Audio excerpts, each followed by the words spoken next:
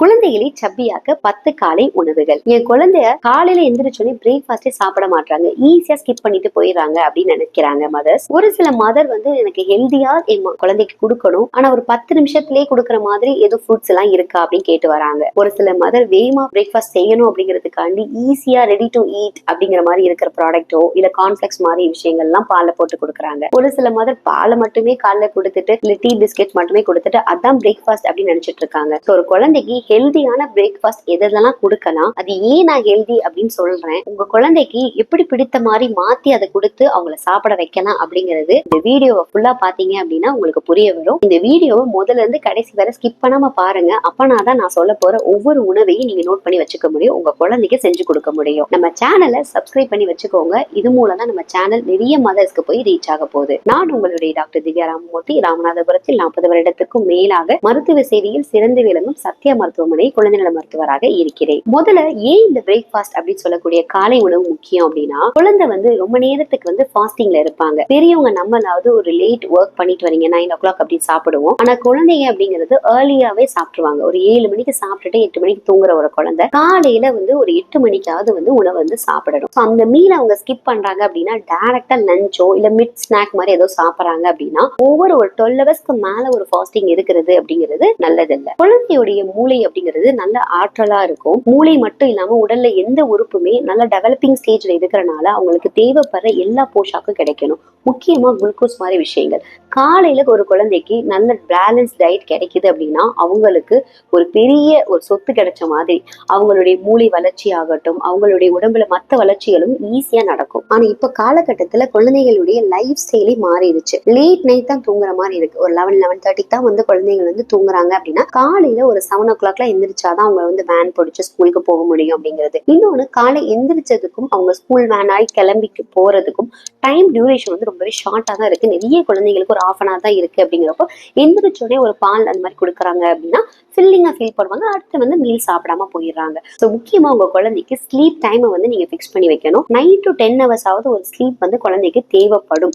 அதை வந்து நீங்க கரெக்டா கொடுக்குறீங்க அப்படின்னா காலை எந்திரிக்கிறாங்க, ஏர்லியரா எந்திரிக்கிறாங்க அப்படின்னா கூட அந்த ஒரு டைம் வந்து நீங்க கொடுத்துட்டு நீங்க வந்து பிரேக்ஃபாஸ்ட் வந்து கொடுக்கலாம். ஒரு சில மதர் என்ன நினைக்கிறாங்கன்னா, காலை எந்திரிச்சோடனே குழந்தை வந்து பால் குடிச்சிடுறாங்க, அதுதான் வந்து அவங்களுக்கு எனர்ஜியா இருக்குன்னு நினைக்கிறாங்க. நல்லா புரிஞ்சுக்கோங்க, ஒரு டம்ளர் கிளாஸ்ல இருக்கிற பால் வந்துட்டு ஃபில்லிங்கா இருக்கு அப்படின்னா நிறைய குழந்தைகள் வந்து பிரேக்ஃபாஸ்ட் ஸ்கிப் பண்ண தான் போறாங்க.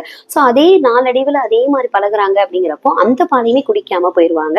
ஸோ பிரேக்ஃபாஸ்ட் அப்படிங்கிறது ஒரு பால் கூட கெடுக்காம போறது அளவுக்கு கூட போயிடும். ரீசெண்டா என்னோட ஓபிக்கு அவங்களுடைய குழந்தைய ஒரு மதர் அழைச்சிட்டு வராங்க. அவங்க சொன்னது, என் குழந்தைக்கு வந்து வெயிட் கெயினே இல்லை டாக்டர் அப்படின்னு சொன்னாங்க. அவங்க வந்து லஞ்ச் டின்னர் எல்லாம் கரெக்டா கொடுத்துட்டு இருந்தாங்க. அடுத்து அவங்களுடைய டயட் சார்ட் மாதிரி நான் அவங்க என்ன கொடுக்குறாங்க அப்படின்னு கேட்டு பாக்குறப்போ காலையில மீல் வந்து அவங்க என்ன சாப்பிட்றாங்களோ அதை தான் குழந்தை கொடுத்துட்டு வராங்க. அவங்க வந்து ஒரு வெயிட் லாஸ்ல இருக்கிறனால குழந்தைக்குமே அதே இதை கொடுத்துட்டு வந்துட்டு இருக்காங்க.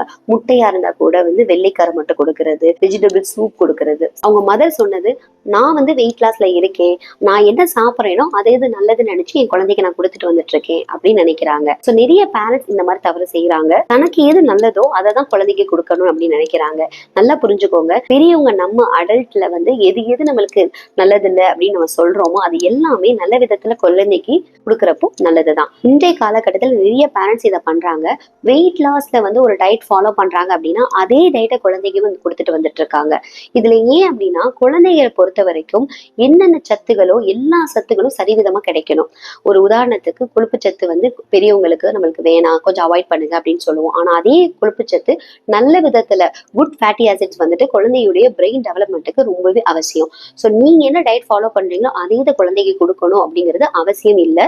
உங்க குழந்தைக்கு அதிகமா நீங்க கொடுக்குற பிரேக்ஃபாஸ்ட் எது அப்படின்னு சொல்லி கமெண்ட்ல தெரியப்படுத்துங்க. உங்களுடைய கமெண்ட்ஸை நான் படிக்கிறேன். உங்க குழந்தைய ஹெல்த் ரிலேட்டடாவோ டயட் ரிலேட்டடாவோ ஆன்லைன் கன்சல்டேஷன் வேணும்னு நினைச்சீங்கன்னா டிஸ்பிளே தெரியற நம்பரை யூஸ் பண்ணி என்னோட ஆன்லைன் கன்சல்டேஷன் நீங்க பெற்றுக்கலாம். அமெரிக்கன் அகாடமி ஆஃப் பீடியாட்ரிக்ஸ் என்ன சொல்லியிருக்காங்க ரீசன்ட் ஸ்டடீஸ்லாம், குழந்தைய யார் யார் பேலன்ஸ் டயட் வந்து சாப்பிட்றாங்களோ அவங்களுக்கு ஸ்கூல் பர்ஃபார்மன்ஸ், அதாவது அவங்களுடைய மெமரி பவர் ஆகட்டும், கான்சன்ட்ரேஷன் ஆகட்டும் அதிக லெவல்ல இருக்கு கம்பேரிட்டிவ்லி அப்படின்னு சொல்லி ப்ரூவ் பண்ணியிருக்காங்க. ஸோ உங்க குழந்தைக்கு நீங்க கொடுக்குற பேலன்ஸ்டு பிரேக்ஃபாஸ்ட் அப்படிங்கிறது ரொம்பவே அவசியமானது. இங்க நான் ஒரு 10 ஆப்ஷன் சொல்றேன். அது எல்லாமே நம்ம டே டு டே சாப்பிட்டுட்டு வந்துட்டு இருக்கிற ஒரு விஷயங்கள் தான். First, idli and dosa. நம்ம உணவுலேயே ரொம்பவே பெஸ்ட் ஃபுட், அதுவும் நம்ம கல்ச்சருக்கு ஏத்த மாதிரி செஞ்ச ஒரு ஃபுட் அப்படின்னாவே இட்லி தாங்க. இந்த தோசையும் சேர்ந்துதான். இட்லியில இருக்கக்கூடிய சொல்லக்கூடியது ப்ரோபயோட்டிக் அப்படின்னு சொல்லக்கூடியது. இது போக கார்போஹைட்ரேட் ஆகட்டும், புரோட்டீன் ஆகட்டும், எல்லாமே பேலன்ஸ்டா இதுல கிடைக்குது. ஆனா என்ன, குழந்தைக்கு நம்ம இட்லி கொடுக்கறப்ப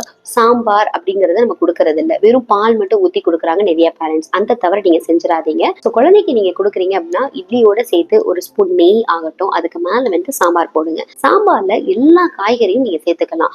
குழந்தைக்கு சாம்பார் வைக்கிறப்போ கெட்டியா வச்சுக்கிறது ரொம்ப நல்லது. அதுல இருக்க புரோட்டீனும் வந்து சேர்ந்து போகும். குழந்தைக்கு சாம்பாரோட சேர்த்து கொடுங்க. இல்ல போர்டு அடிக்குது அப்படின்னா சட்னி மாதிரி கொடுக்குறீங்க அப்படின்னா வாரத்துல ஒரு முறை வந்து தேங்காய் சட்னி அப்படின்னா நீங்க வந்து காய்கறி சட்னி சேர்த்துக்கலாம். இது போக வேர்க்கடலை சட்னி அப்படிங்கிறது வாரத்துல 2 முறையாவது நீங்க சேர்த்துக்கலாம். தோசைக்கும் அதே மாதிரிதான், நெய் ஊத்தி நீங்க தோசை கொடுக்கலாம். இல்ல உங்க குழந்தைக்கு வந்து பொடி தோசை எல்லாம் பிடிக்கும் அப்படின்னா வீட்லயே நீங்க நிறைய பொடி ஐட்டம்லாம் நீங்க செஞ்சு வச்சு அதை வந்து தூவி வந்து நீங்க கொடுக்கலாம். 2வது ஆப்ஷன் பொங்கல். பொங்கல் சாப்பிட்டாவே இன்னைக்கு ஃபுல் டே தூங்கிட்டே இருப்போம், இல்ல மந்துன்னு இருப்போம் அப்படிங்கறத நம்ம ஊர்ல எல்லாரும் சொல்றது. ஆனா நல்லா புரிஞ்சுக்கோங்க, குழந்தைக்கு அது ரொம்பவே நல்லது. அதுல தேவைப்படுற கார்போஹைட்ரேட் ஆகட்டும், அதுல இருக்கிற பருப்பு புரோட்டீன் இருக்கு.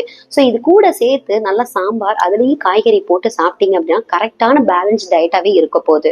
வாரத்துக்கு ஒரு முறை நீங்க கன்ஃபார்மா பொங்கல் மாதிரி செஞ்சு கொடுக்கலாம். அதுலயும் நீங்க நெய் சேர்த்துக்கிறீங்க அப்படின்னா ரொம்பவே நல்லது. இந்த நெய்ல குட் ஃபேட்டி ஆசிட்ஸ் இருக்கிறனால குழந்தையுடைய பிரெயின் டெவலப்மெண்ட்டுக்கு ரொம்பவே இம்பார்ட்டன்டா இருக்கு. 3rd, உப்மா. உப்மா அப்படின்னாவே யாருக்குமே பிடிக்காத ஒரு ஐட்டம் அப்படிங்கிற மாதிரி தான் இருக்கு. அது குழந்தைகளை கேட்டீங்க அப்படின்னா அது ஒரு பிடிக்கவே இல்லை, எனக்கு வேணாம் அப்படின்னு சொல்லி ஓடதான் செய்வாங்க. குழந்தைகளுக்கு நீங்க செய்யறப்போ எல்லா வகையான காய்கறி, கேரட், பீன்ஸ், பட்டாணி, இது எல்லாமே சேர்த்து, இல்ல நீங்க நட்ஸ் எல்லாம் கூட சேர்த்துட்டு நீங்க அதுல போட்டு கொடுக்குறீங்க அப்படின்னா குழந்தைகளுடைய இன்ட்ரெஸ்ட் அப்படிங்கிறது கலர்ஃபுல்லா இருக்கணும் அப்படின்னு எதிர்பார்ப்பாங்க.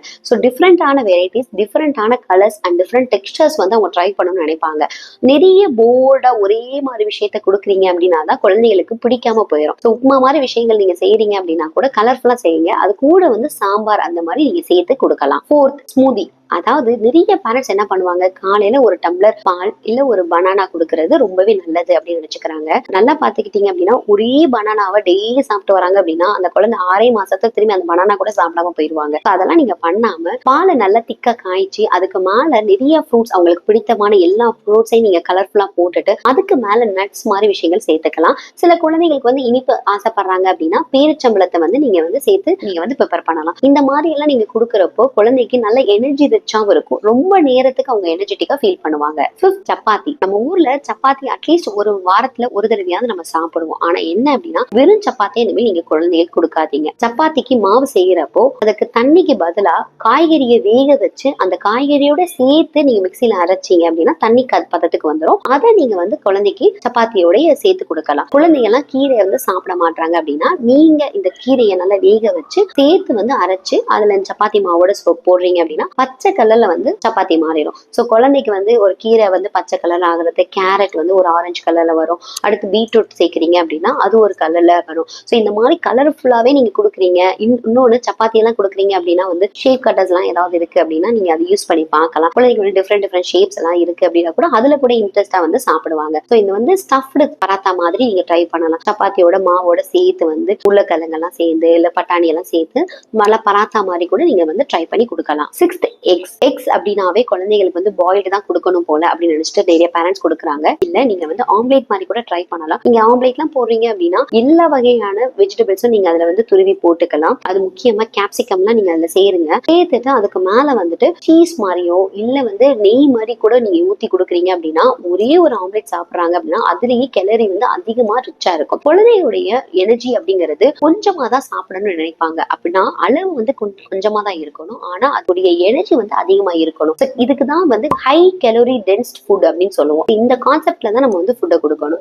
ஒரே ஒரு முட்டை மட்டும் சாப்பிடறதுக்கும் இந்த மாதிரி நான் சொன்ன மாதிரி வெஜ்ஜீஸோட சேர்த்து நீங்க ஒரு முட்டை கொடுக்குறீங்க அப்படிங்கிறப்போ அதோடைய கலோரிஸ் வந்து மாறுபடும். குழந்தைகளுக்கு இந்த மாதிரி நீங்க ட்ரை பண்ணணும். 7வது, அடை. எப்ப பாரு தோசை மட்டுமே நம்ம கொடுக்காம அடை மாதிரி விஷயங்கள்லாம் நம்ம கொடுக்கணும். வாரத்துக்கு அட்லீஸ்ட் ஒரு தடவையாவது நீங்க இந்த அடை கொடுங்க. அடையில வந்து நிறைய பருப்புகள் சேர்க்கறனால புரோட்டீன் எல்லாம் வந்து கிடைச்சிட போகுது. அது கூட வந்து காய்கறியும் சேர்த்து நீங்க கொடுக்கறது ரொம்பவே நல்லது. 8, இடியாப்பம் இல்ல ஆப்பம். இடியாப்பம் ஆப்பம் அப்படின்னாவே தேங்காய் பாலோட சாப்பிடறதா நம்மளுடைய ஆசையா இருக்கும். ஆனா குழந்தைகளுக்கு கொடுக்கறப்ப தேங்காய் பாலோட சேர்த்து கொடுங்க. தேங்காய் பால்லே குட் ஃபேட்டி ஆசிட்ஸ் இருக்கிறனால குழந்தையுடைய பிரெயின் டெவலப்மெண்ட்டுக்கு ரொம்பவே முக்கியம். அதோட சேர்த்து ஒரு கப்பு சுண்டல் இல்ல வந்து பயிர் வகைகள் ஏதாவது வேக வச்சு குழந்தைக்கு நீங்க கொடுத்து பாருங்க. காலையிலே கிடைக்கக்கூடிய பேலன்ஸ் டயட் அப்படிங்கிறது இதுதான். இடியாப்பத்துல இருக்க கார்போஹைட்ரேட் ஆகட்டும், சுண்டல்ல இருக்கிற புரோட்டீன் ஆகட்டும் அண்ட் ஃபேட்டி ஆசிட்ஸ் அப்படிங்கிறது வந்து தேங்காய் பால்ல இருக்கிற கொழுப்பு சத்து, இது எல்லாமே கிடைச்சிட போகுது. 9th சத்து மாவு கஞ்சி. குழந்தை இருக்கிற வீட்டுல சத்து மாவு இல்லாம இருக்காது. கடையில கிடைக்கக்கூடிய ரெடிமேடா இருக்கிற பாக்கெட்ல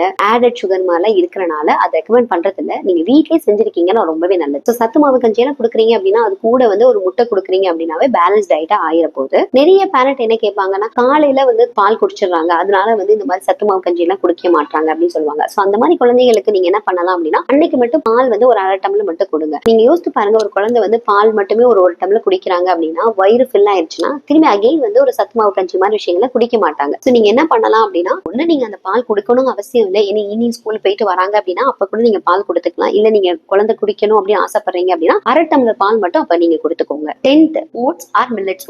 இந்த ஓட்ஸ் மில்லட்ஸ் எல்லாத்துலயுமே சால்பிள் ஃபைபர், அதாவது கரையக்கூடிய நார்ச்சத்து இருக்கிறனால குழந்தைகளுக்கு கொஞ்சம் கொஞ்சமா எனர்ஜி கொடுத்துட்டே இருக்கும். காலையில சாப்பிட்டு போற குழந்தைகளுக்கு மதியம் வரைக்குமே இது எனர்ஜெட்டிக்கா வச்சுக்க தெரியும். மில்லட்ஸ் அப்படிங்கறத நீங்க இன்க்ளூட் பண்ண ட்ரை பண்ணணும். ஒண்ணு நீங்க மில்லட் மாதிரி விஷயங்கள் ப்ரிப்பேர் பண்றப்போ ஓவர் நைட் நல்லா சோக் பண்ணிட்டு தான் நீங்க கொடுக்கணும். மில்லட்டை பொறுத்த வரைக்கும் எந்த ஃபார்ம் வேணா நீங்க கொடுக்கலாம். உப்புமா செஞ்சு கொடுக்கலாம், இல்ல அதுலயே கர்ட் ரைஸ் மாதிரி செஞ்சு கொடுக்கறது, இல்ல தோசை மாதிரி நீங்க செஞ்சு கொடுக்குறீங்க அப்படின்னா கூட குழந்தைகளுக்கு கொஞ்சம் கொஞ்சமா நீங்க இன்க்ளூட் பண்ண ஆரம்பிங்க. சோ குழந்தைகளுக்கு கொடுக்கக்கூடிய பிரேக்ஃபாஸ்ட் அப்படிங்கிறது பேலன்ஸ்டா இருக்கணும். இப்ப நான் சொன்ன எல்லா ஐட்டமே பாத்தீங்க அப்படின்னா ஒரு ஐடியாக்காண்டி தான் கொடுத்துருக்கேன். சோ இதை நீங்க கொடுத்துட்டே வரீங்க அப்படின்னா டிஃப்ரெண்டா நீங்களும் ட்ரை பண்ணிட்டே இருக்கணும். ஏன்னா குழந்தைக்கு ஒரு சமயம் பிடிக்கிற ஒரு விஷயங்கள் எல்லாமே அடுத்து போர் அடிச்சுட்டு 6 மாசத்துல அதே உணவை சாப்பிடாம கூட நிறைய குழந்தைங்க போயிருவாங்க. உங்க குழந்தைக்கு எப்ப பாரு சளி பிடிக்குது, எதிர்ப்பு சக்தி இல்ல அப்படின்னு நினைக்கிறேன், எந்த மாதிரி டயட் என் குழந்தைக்கு கொடுக்கணும்னு நீங்க தேடிட்டு இருக்கீங்கன்னா உங்களுக்காண்டியே நான் ஒரு வீடியோ போட்டிருக்கேன். வீடியோ லிங்க் ஃபர்ஸ்ட் கமெண்ட்ல இருக்கு, கிளிக் பண்ணி பாத்துக்கோங்க.